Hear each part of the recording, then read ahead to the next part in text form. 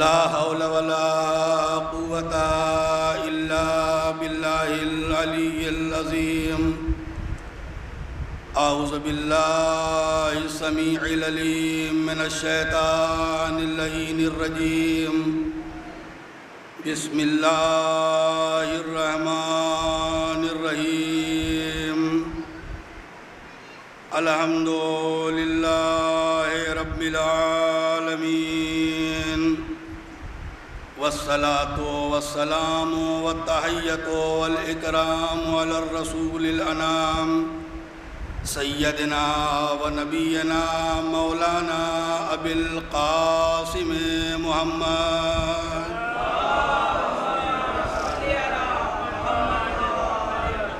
وعلى آله الطيبين الطاهرين المعصومين المظلومين المنتخبين المنتجبين الأكرمين، ولعنة الله على أعدائهم وقتلتهم وغاصبي حقوقهم ومنكري فضائلهم أجمعين من يومنا هذا إلى قيام يوم الدين. أما بعد، فقد قال الله الحكيم في محكم كتابه المتين وهو أصدق القائلين وقوله الحق.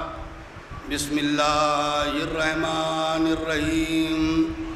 يا أيها الذين آمنوا اتقوا الله وكونوا مع الصادقين. صلوات پر محمد وآل محمد.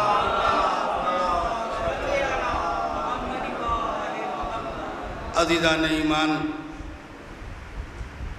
سب سے پہلے میں آپ کی طرف سے اور اپنی طرف سے اور جملہ مومن و مومنات کی طرف سے وقت کے امام زمانہ عجل اللہ تعالیٰ فرجہ الشریف کی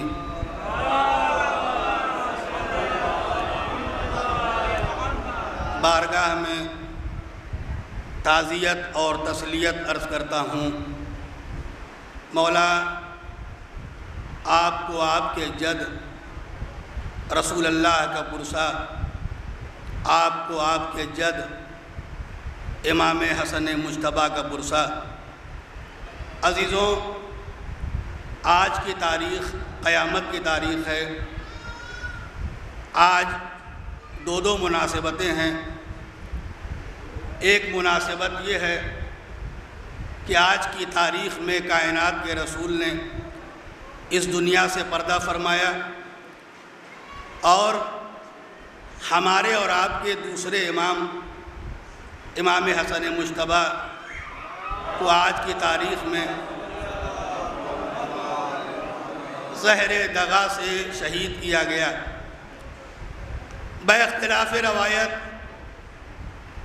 اہل سنت بھائیوں کا یہ ماننا ہے کہ پیغمبر کی وفات 12 ربیع الاول کو ہوئی اور ولادت بھی 12 ربیع الاول کو ہوئی.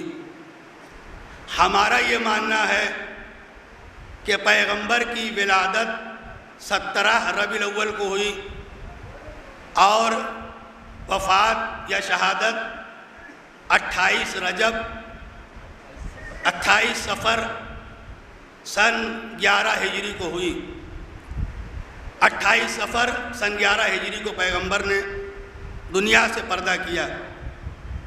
ان کی روایت کیا ہے؟ 12 ربیع الاول کو پیدا ہوئے اور 12 ہی ربیع الاول کو اس دنیا سے گئے.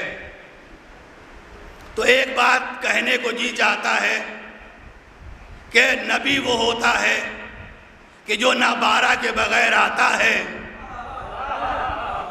نہ 12 کے بغیر جاتا ہے. 12 کو ولادت اور 12 کو شہادت، 12 کو وفات. اور دوسرا حسن اتفاق یہ ہے کہ جس تاریخ میں رسول اللہ کی ولادت ہوئی، اسی تاریخ میں چھٹے سرکار امام جعفر صادق کی بھی ولادت ہوئی.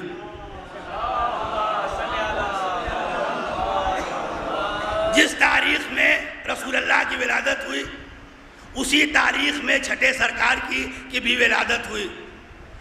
جس تاریخ میں پیغمبر گئے اسی تاریخ میں امام حسن بھی دنیا سے گئے. دونوں کی تاریخ ایک ہے، بس ہجری میں سن ولادت و شہادت میں فرق ہے. یعنی 17 ربیع الاول کو اگر پیغمبر دنیا میں آئے تو چچے سرکار بھی 17 ربیع الاول کو پیدا ہوئے. اگر 28 صفر کو پیغمبر گئے تو 28 صفر کو امام حسن بھی گئے. ایک جملہ کہنے دیجئے، نہ نبی امام کے بغیر دنیا میں آتا ہے، نہ امام کے بغیر جاتا ہے. ایک صلوات پڑھے بر محمد و آل محمد.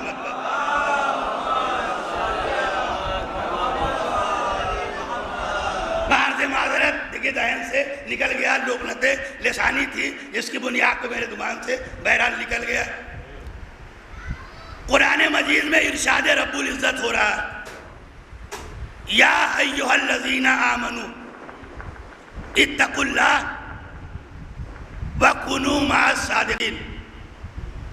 اے ایمان لانے والو، تقوی الہیہ اختیار کرو اور سچوں کے ساتھ ہو جاؤ.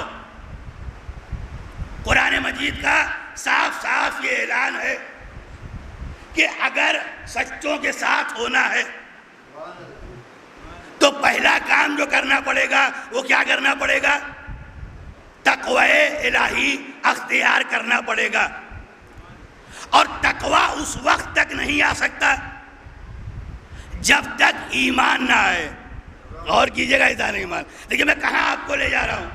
تقوی اس وقت تک نہیں آ سکتا جب تک ایمان نہ آئے. ایمان منا بھائی اس وقت تک نہیں آ سکتا جب تک اسلام نہ آئے. اور اسلام اس وقت تک نہیں آ سکتا جب تک انسانیت نہ آئے. دیکھیے ایک سلسلہ ہے. اہل بیت کہاں ہے؟ ایک عمارت پر بیٹھے ہوئے ہیں جو سب سے بلند عمارت ہے. ہمیں پہنچنا کہاں ہے؟ کونوا مع الصادقین، سچوں کے ساتھ ہونا ہے. سچے کہاں ملیں گے؟ ایک بلند عمارت پر سچے بیٹھے ہوئے. اس بلڈنگ پر، اس ٹیرس پر ہمیں جانا ہے. یہ بتائیے آپ وسیلے والے ہیں یا بغیر وسیلے والے؟ تو جواب ملے گا ہم کود کے جانے والے نہیں ہیں، بلکہ ہم وسیلے کے ذریعے سے جانے والے ہیں.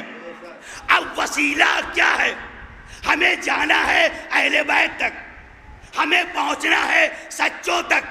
اور سچوں تک جانے کے لیے منا بھائی جو پہلا زینہ ہے اس زینے کا نام ہے انسانیت. دیکھیے اگر انسانیت ہے تو پھر مسلمان بننے میں ٹائم نہیں لگے گا. اسلام آ گیا، ایمان آنے میں ٹائم نہیں لگے گا. ایمان آ گیا، متقی بننے میں ٹائم نہیں لگے گا. تقوی آ گیا، اہل بیت تک پہنچنے میں ٹائم نہیں لگے. پہلے مرحلے میں کیا بننا ہے؟ انسان بننا ہے. دنیا کا سب سے مشکل ترین کام ہے انسان بننا. دیکھیے میں بہت گہرائی سے آپ کی خدمت میں بات کو عرض کر رہا ہوں. میرے سامنے ولید پور بھی بیٹھا ہوا ہے، الحمدللہ بڑی اچھی سماعت ہے. پہلے مرحلے میں کیا بننا ہے؟ انسان. جو دنیا کا سب سے مشکل کام ہے، انسان بننا سب سے مشکل کام ہے. اس لیے کہ سب کچھ بننا آسان ہے. ڈاکٹر بننا آسان ہے، انجینئر بننا آسان ہے، فلسفی بننا آسان ہے، ناظم بننا آسان ہے، شاعر بننا آسان ہے، عبا قبا پہن لینا آسان ہے، لباس پہن لینا آسان ہے، لیکن انسان بننا بہت مشکل ہے. ایک جملہ اور کہوں، حد تو حد یہ ہے، سید بننا. صلوات پڑھیے بر محمد و آل محمد.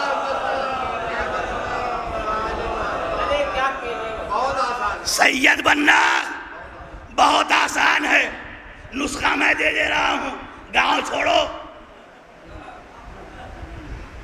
گاؤں چھوڑو سید، علاقہ چھوڑو سید، شہر چھوڑو سید، نئے علاقے میں جاؤ سید۔ بہت آسان ہے سید بننا، لیکن ہر کوئی بن تو جاتا ہے۔ دیکھیے، بننا اور ہے، نبھانا اور ہے۔ سید کسے کہتے ہیں؟ ایک مصرے میں عرض کر کے جاؤں گا، میں نہیں مانتا کاغذ پہ لکھے شجر نسب، میں نہیں مانتا کاغذ پہ لکھے شجر نسب، بات کرنے سے قبیلے کا پتہ چلتا ہے۔ صلوات پڑھے بر محمد وآل محمد۔ اور چلو، میں نہیں مانتا کاغذ پہ لکھے شجر نسب، بات کرنے سے قبیلے کا پتہ چلتا ہے۔ پہلے مرحلے میں ہمیں کیا بننا ہے؟ انسان بننا ہے۔ جانور بننا آسان ہے، انسان بننا بہت مشکل ہے۔ قرآن نے انسان کو کیا کہا ہے؟ اولئک کالانعام بل ہم اضل سبیلا۔ یہ انسان جانور ہے یا جانور سے بدتر ہے؟ یعنی قرآن نے جہاں انسان کو اشرفیت کا تاج پہنایا، وہیں انسان کو کیا کہا؟ اولئک کالانعام، یہ انسان تو جانور ہے، بل ہم اضل سبیلا، بلکہ یہ تو جانور سے بھی بدتر ہے۔ کون جانور سے بدتر ہے اور کون فرشتوں سے افضل ہے؟ سنیے گا، جانور سے بدتر کون ہے اور فرشتوں سے افضل کون ہے؟ ایک 15 سال کا انسان، آپ بتائیے کہ کب سے اللہ کا رزق کھا رہا ہے؟ 15 سال کا انسان کب سے اللہ کا رزق کھا رہا ہے؟ بھائی 15 سال کا ہے تو کب سے اللہ کا رزق کھا رہا ہے؟ آپ کہیں گے 15 سال، میں کہوں گا نہیں، 15 سال سے نہیں کھا رہا ہے، بلکہ 15 سال 9 مہینے سے کھا رہا ہے۔ 15 سال 9 مہینے سے اللہ کا رزق کھا رہا ہے۔ انسان کھا رہا ہے 15 سال کا ہے، تو 15 سال 9 مہینے سے اللہ کا رزق کھا رہا ہے۔ ایک جانور، ایک روٹی کا ٹکڑا اس کے سامنے آپ ڈال دیجئے، 1 دن ڈالیے، 2 دن ڈالیے، 3 دن ڈالیے، چوتھے دن سے جانور اپنے مالک کو چوتھے دن سے جانور اپنے مالک کو پہچاننے لگتا ہے۔ جانور ہے جانور، لیکن جانتا ہے یہ ہے میرا مالک، یہ مجھے روٹی دے رہا ہے، یہ مجھے لفظوں کو بدلوں رزق دے رہا ہے، جہاں بھیجے چلا جانا چاہیے، جہاں سے روکے رک جانا چاہیے۔ یہ انسان ہے، مالک کو نہیں پہچان رہا ہے۔ یہ بتائیے یہ جانور ہے یا جانور سے بدتر ہے؟ ایک صلوات پڑھیں بر محمد والے محمد۔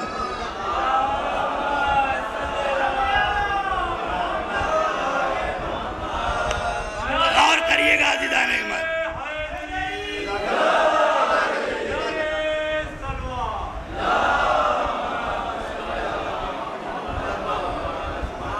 یہ ہے جانور۔ قرآن نے کہا اولئک کالانعام بل ہم اضل سبیلا، یہ جانور ہے یا جانور سے بدتر ہے، جو مالک کی کھا رہا ہے لیکن اپنے مالک کو نہیں پہچان رہا ہے۔ اور دوسری وجہ یہ ہے کہ 2 جانور لڑ جائیں، 2 جانور لڑ جائیں، آپ نے دیکھا ہوگا لڑتے ہوئے، لیکن میں نے دیکھا ہے لڑتے تو ہیں لیکن تھوڑی دیر کے بعد ان کے اندر اتحاد پیدا ہو جاتا ہے۔ یہ ہے جانور، لڑتا تو ہے لیکن تھوڑی دیر کے بعد اتحاد پیدا ہو جاتا ہے۔ یہ ہے انسان، اگر لڑ جائے ارے تو جا رہا ہوں، لڑ جائے نسلیں ختم ہو جاتی ہیں، اتحاد نہیں ہو پاتا ہے۔ ایک صلوات پڑھے پر محمد علیہ وسلم۔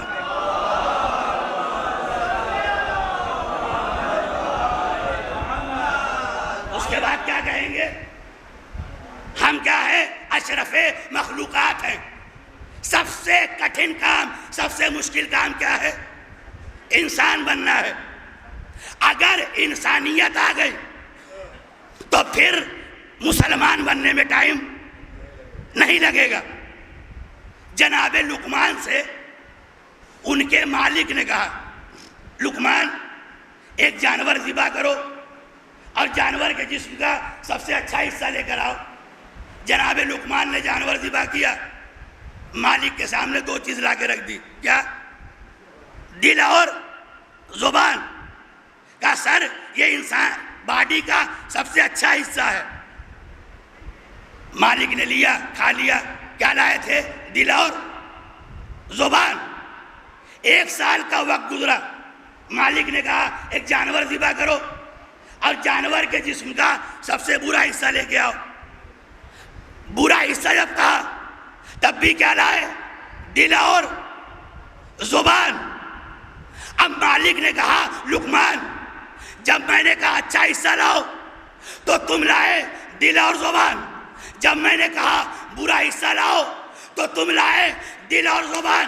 لقمان اس میں حکمت کیا ہے؟ لقمان نے جواب دیا، مالک سنو، یہ دل اور زبان جب تک حق پہ رہے، جب تک حق پہ رہے ان سے اچھا کوئی نہیں ہے، اگر یہ باطل پہ اتر آئے تو ان سے برا کوئی نہیں ہے۔ ایک صلوات پڑھے پر محمد و آل محمد۔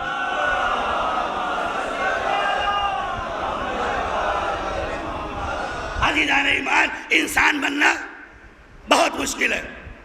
اس کے بعد کیا بننا ہے؟ دوسرے مرحلے میں مسلمان بننا ہے۔ کہا مسلمان بننے کی کیا ضرورت ہے؟ ہم تو مسلمان گھر میں پیدا ہی ہوئے ہیں۔ دیکھیے پیدا ہونا اور ہے، مسلمان گھر میں پیدا ہونا اور ہے، اور پیدا ہو کر مسلمان بن جانا اور ہے۔ پیدا ہونے سے کوئی مسلمان نہیں ہوتا۔ کہ بحمداللہ مسلمان کی تعریف ہمارے سماج میں جو مشہور ہے وہ یہ ہے کہ گوشت کھاتا ہے تو مسلمان ہے۔ کہ گوشت کھانے والے کو مسلمان نہیں کہتے، مسلمان گھر میں پیدا ہونے والے کو مسلمان نہیں کہتے، پھر کس کو کہتے ہیں مسلمان؟ آج رسول اللہ صلی اللہ علیہ وسلم کی اس مجلس سے ہدیہ لے کر جائیں، پھر مسلمان کسے کہتے ہیں؟ کہ مسلمان وہ ہے کہ من سلم المسلمون من یدہ و لسانہ، مسلمان وہ ہے جس کے ہاتھ اور زبان سے دوسرا مسلمان سلامت رہے۔ مسلمان وہ ہے جس کے ہاتھ اور زبان سے دوسرا مسلمان سلامت رہے، وہ ہے مسلمان۔ اب ہمیں اپنا جائزہ لینا چاہیے کہ آیا ہمارے ہاتھ اور ہمارے زبان سے دوسرا مسلمان سلامت ہے یا نہیں ہے۔ اب تیسرا مرحلہ آتا ہے تقوی کا، ایمان کا۔ اسلام کے بعد کیا آنا ہے؟ ایمان۔ ایمان کے لیے ایک حدیث پڑھ دی گئی، بڑی مشہور زمانہ حدیث ہے، یا علی حبک کا ایمان، اے علی آپ کی محبت ایمان ہے، اے علی آپ کی محبت ایمان ہے۔ سب سے کٹھن کام علی کی محبت کا اپنے دل میں پیدا کرنا، بہت سخت مرحلہ ہے۔ یا علی حبک کا ایمان، اے علی آپ کی محبت ایمان ہے۔ اچھا محبت رہتی کہاں؟ محبت رہتی ہے دل میں۔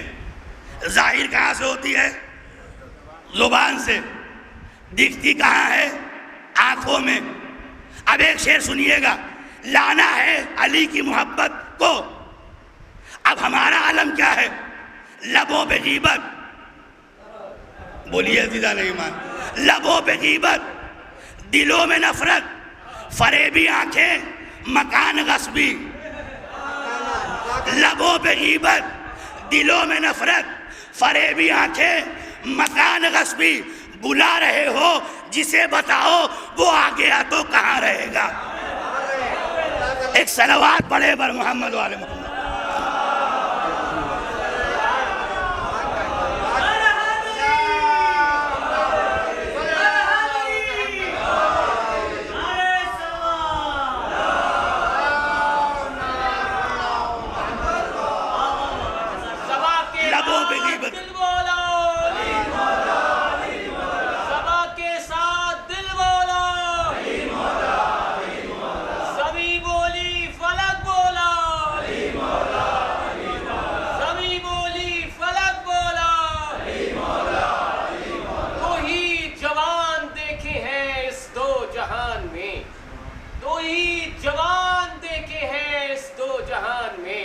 عباس کربلا میں، علی نہروان میں.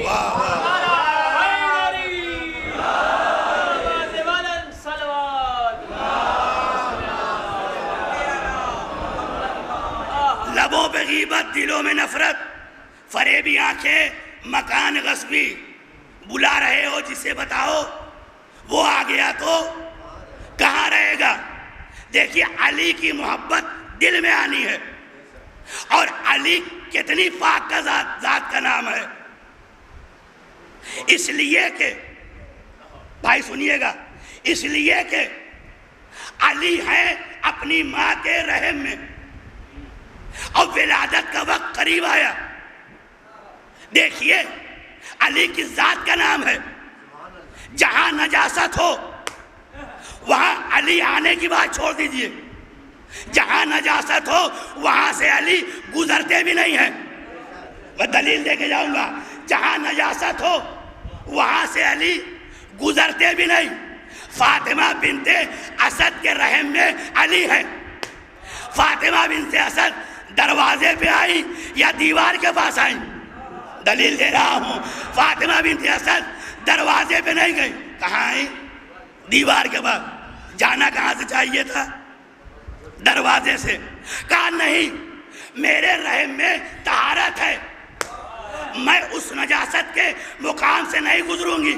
اس لیے کہ اس وقت بت کی پوجا کرنے کے لیے کفار اور مشرک دروازے سے گزرتے تھے. فاطمہ بنت اسد دروازے پہ نہ آئی. کہاں گئی؟ دیوار کے پاس گئی. کیوں؟ رحم میں طہارت ہے. ایسے مقام سے طہارت کو لے کے نہیں گزریں گی جہاں سے نجاست گزرتی ہے. عزیزان ایمان، علی علیہ السلام کی محبت کو دل میں پیدا کرنے کے لیے نمبر 1 دل کا پاک ہونا ضروری ہے. نمبر 2 غذا کا حلال ہونا ضروری ہے. غذا کا حلال ہونا ضروری ہے. عزیزان ایمان، اب ایک دعویٰ کیا جاتا ہے. دعویٰ سن لیجئے، اس کے بعد دلیل سن لیجئے گا. دعویٰ یہ ہوتا ہے کہ جناب زہرا کو بلانا بڑا آسان ہے. کیسے؟ فرش بچھا لو، جناب زہرا آ جائیں گے. یہ ہمارا عقیدہ بھی ہے، ہمارا ایمان بھی ہے. فرش بچھا لو، جناب سیدہ آ جائیں گے. لیکن اس میں ایک لیکن ہے بھائی. لیکن فاطمہ ہر فرش پر نہیں آتی. فاطمہ ہر فرش پر نہیں آتی. اس لیے کہ فاطمہ ہے مرکز طہارت. فاطمہ کیا ہے؟ مرکز طہارت. فرش بچھا لو، جناب سیدہ آ جائیں گی. اتنا آسان ہے، حلوہ سمجھ رکھا ہے. فرش بچھا لو، جناب سیدہ آ جائیں گی. ہر مقام پر سیدہ نہیں آتی. مثال کے طور پر میں نے ایک صاحب کو اپنے گھر بلایا. میں نے ایک صاحب کو، منا بھائی کو اپنے گھر بلایا. فرض کر لیجئے منا بھائی آئیے، آپ کی دعوت ہے. اور تو سنیے گا مثال. منا بھائی تیار ہو کے میرے گھر آئے. میں نے دسترخوان لگا دیا. میں نے کہا منا بھائی کھائیے, یہ کھانا حرام کے پیسے کا ہے. جس مکان میں آپ بیٹھے ہیں, توجہ جا رہا ہوں, یہ حرام کے پیسے کا بنا ہے. یہ بتائیے کیا آپ ہمارے مکان میں بیٹھنا پسند کریے گا؟ کہا نہیں مولانا, ہم ایسے مکان میں نہیں بیٹھیں گے جو حرام کے پیسے کا بنا ہو. تو جب آپ جیسا ادنا سا انسان ایسے مکان میں نہیں آتا جو حرام کے پیسے کا بنا ہو, تو فاطمہ ایسے فرش پر کیسے آ سکتی ہے کہ جو حرام کی کمائی سے بنایا گیا ہو؟ ایک صلوات پڑھے بر محمد والے محمد. منا بھائی توجہ جا رہا ہوں, ایسے مکان میں سیدہ کیسے آ سکتی ہیں جو حرام کے پیسے کا بنا ہو؟ سیدہ کو بلانے کے لیے مکان کا پاک ہونا ضروری ہے.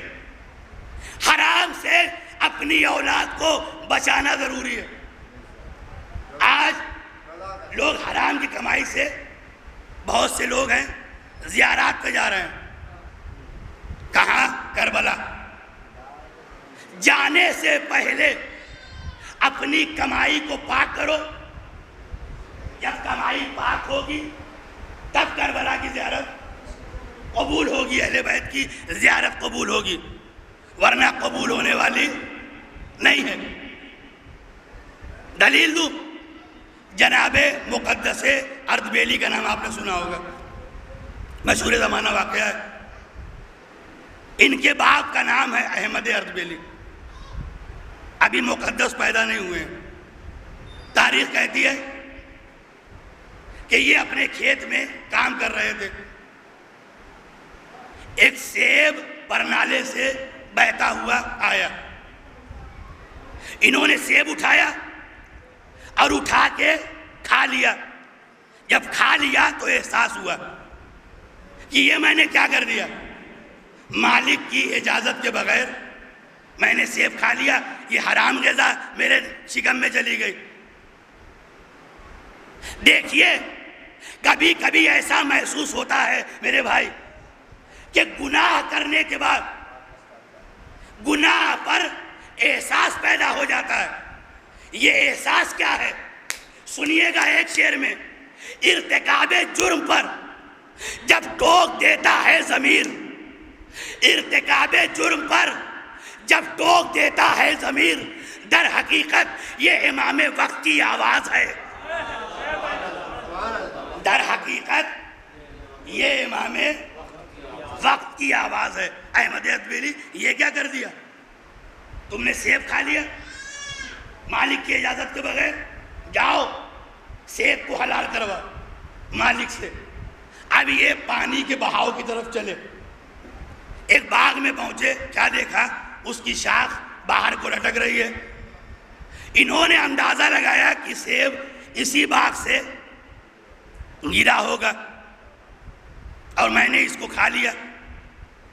باغ کے اندر گئے, ایک شخص سے ملاقات ہوئی. کہا بھائی آپ کون؟ کہا میں اس باغ کا مالک ہوں. کہا اچھا ہوا کہ آپ سے ملاقات ہو گئی, میں نے آپ کے باغ کا سیب کھا لیا ہے, وہ بہتا ہوا میرے پاس گیا تھا. ایک کام کریے حضور, وہ سیب میرے لیے حلال کر دیجئے, جائز قرار دے دیجئے. مالک نے کہا میں جائز تو قرار دے رہا ہوں لیکن پورا سیب نہیں بلکہ آدھا. کہا کیوں؟ کہا اس لیے کہ اس باغ کے دو مالک ہیں, ایک میں, ایک میرا بھائی.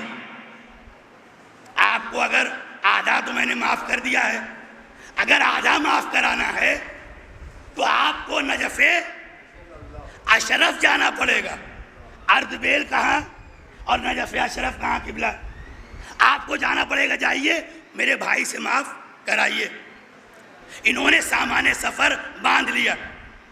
اب کہاں جائیں گے؟ Najaf Ashraf. کس لیے؟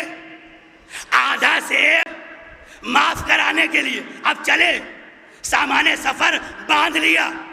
اب پہلے پڑا علی کا روضہ, جملہ دے رہا ہوں، یہی تک لانا تھا۔ پہلے پڑھا علی کا روضہ، میں نے کہا احمد لگے ہاتھ علی کے روضے کی زیارت کر لو، پھر سیب حلال کروا دینا۔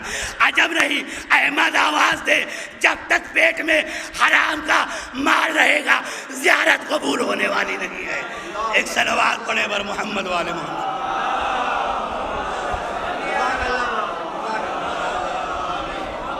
جب تک پیٹ میں مال حرام رہے گا زیارت قبول ہونے والی نہیں ہے۔ مالک کے پاس گئے، اس سے کہا آدھا سے معاف کر دو۔ اس نے کہا معاف تو کر دوں گا لیکن ایک شرط ہے۔ کہا کیا شرط ہے؟ کہا میری بیٹی سے شادی کرنی پڑے گی، عقد فرمانا پڑے گا۔ کہا عقد میں کرنے کے لیے تیار ہوں۔ کہا لیکن ایک عیب ہے، کچھ عیب ہے میری بیٹی کے اندر۔ کہا کیا عیب ہے؟ کہا عیب یہ ہے میری بیٹی گونگی ہے، میری بیٹی بہری ہے، میری بیٹی لنگڑی ہے۔ کہا پھر بھی کرنے کے لیے تیار ہوں۔ اب تاریخ کہتی ہے جب مقاربت کا وقت آیا تو بیوی کو ویسا نہیں پایا جیسا باپ نے بیان کیا تھا۔ باپ نے کہا تھا وہ گونگی ہے، وہ بول بھی رہی تھی، تو پوچھا تیرے باپ نے کہا تھا کہ تو گونگی ہے؟ کہا میرے باپ نے گونگا اس لیے کہا تھا کہ آج تک اس زبان سے کسی کی غیبت نہیں کی ہے۔ آج تک اس زبان سے کسی کی غیبت نہیں کی ہے۔ کہا بحری ہوں، کہا اس لیے کہا تھا کہ آج تک اس زبان سے کسی کی غیبت نہیں سنی ہے۔ لنگڑی ہوں، آج تک چل کے کسی غلط مقام تک نہیں گئی۔ لیکن آج ہمارے سماج میں غیبت ماڈرن دور میں ماڈرن ہو گئی۔ غیبت شروع کہاں سے ہوتی ہے؟ غیبت شروع کہاں سے ہوتی ہے؟ کہنا تو نہیں چاہیے، اس کے بعد جو جی میں ہے کہہ لیجئے۔ اور دوسری طرف سے حضور اللہ بچائے غیبت سے، اور اس کے بعد ہو بھی رہی ہے، یعنی اللہ بچائے غیبت سے۔ ایک طرف سے غیبت ہو رہی ہے، ایک طرف سے گال ٹھوکا جا رہا ہے۔ اللہ بچائے غیبت سے۔ ایک شعر پڑھوں، توبہ کرتے ہیں، بھائی سنیے گا، توبہ کرتے ہیں بادہ پیتے ہیں۔ صلوات پڑھیے بر محمد والے محمد۔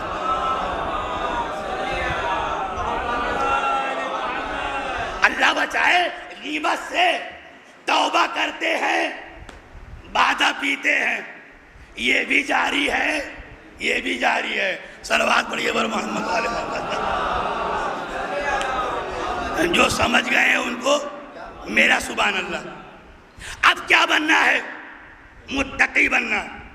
ایمان آ گیا، علی کی محبت آ گئی، دل پاک و صاف ہے، علی کی محبت ہمارے دل میں آ گئی۔ اب کیا بننا ہے؟ متقی بننا۔ متقی کون بنائے گا؟ کہا متقی وہ بنائے گا جس کا لقب امام المتقین ہوگا۔ کس کا لقب ہے امام المتقین؟ مولائے کائنات کا لقب ہے امام المتقین۔ نہج البلاغہ میں خطبہ ہے، اس خطبے کا نام ہے خطبہ صفات متقین۔ مولا نے اس خطبے کے اندر متقین کے 110 صفت بیان کیے۔ کتنے؟ 110۔ علی کے نام کا عدد کتنا ہے؟ 110۔ متقین کے صفات کتنے ہیں؟ 110۔ مولا بتانا چاہ رہے ہیں جس کے اندر چند صفت آ جائے وہ متقی ہوتا ہے، اور جو 110 صفات کا مجموعہ بن جائے وہ امام المتقین ہوتا ہے۔ ایک صلوات پڑھے بر محمد والے محمد۔